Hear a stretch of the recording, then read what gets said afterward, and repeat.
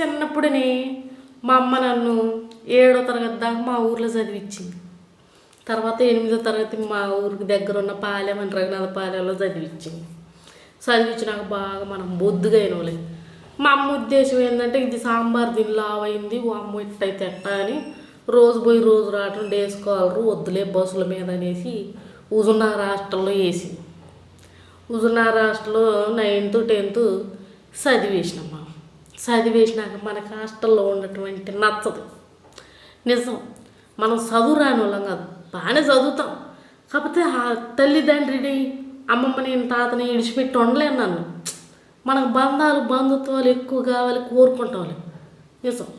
అట్టా మా అమ్మ హాస్టల్లో ఎత్తే నేను మా అమ్మమ్మ వాళ్ళ కాడు ఉండేది, వాళ్ళ దగ్గరే పెరిగిన, అంటే అదే ఊరు.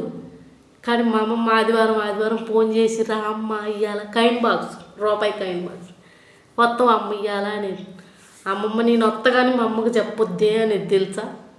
మా అమ్మోళ్ళు కొంచెం దూరం, నేను వచ్చేది మా అమ్మోళ్ళు చికెన్ తీసుకొచ్చి పెట్టేది నాకు. ఆ రోజు తెల్లారి మళ్ళీ చీకటితోటే 6ంటికే ఫస్ట్ బస్సు ఉండేది హుజూర్నగర్ డైరెక్ట్, అట్లా పోయేది.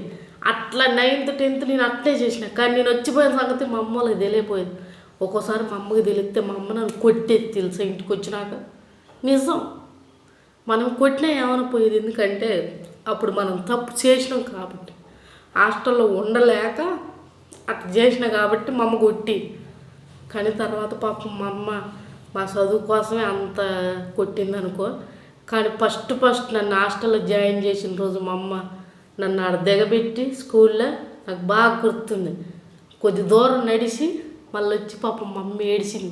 నిజం, ఉండలేక నా కూతురు ఉండదో పాపం హాస్టల్లో ఇన్ని రోజులు అని నేను ఏడిచేది మా అమ్మ. అప్పుడు హాస్టల్లో ఉండటానికే అన్ని రోజులు ఉండటానికే మేము అసలు అల్లాడిపోయేది. కానీ లోపల కన్న తల్లిదండ్రులకు కూడా ప్రేమలు ఉంటాయి. కాకపోతే మనం అర్థం చేసుకోవాలి, మన ఫ్యూచర్ కోసం వాళ్ళు చాలా కష్టపడతారు. కూలీ పోయి తెచ్చిపెట్టేది మా అమ్మ. పండగ ప్రతి పండగకి డ్రెస్సే. మా అమ్మ బాగా చూసుకుంది మమ్మల్ని.